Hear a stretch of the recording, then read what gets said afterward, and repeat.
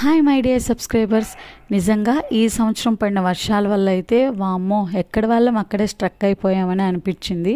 ఆ పాపకి dengue fever వచ్చింది కదా అని చెప్పి మేమైతే అమ్మ వాళ్ళ ఊరు వచ్చాము తెనాలి. ఇంకా 10 days డెంగ్యూ ఫీవర్ వల్లతో ఇంకా పాప చాలా బాధపడింది.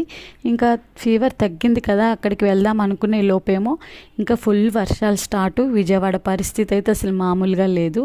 న్యూస్లో అందరం చూసే ఉంటాం కదా. ఇంకా వాళ్ళ డాడీ ఏమో అక్కడ స్టక్ అయిపోయాడు, మేమేమో ఇక్కడ ఆగిపోయాము.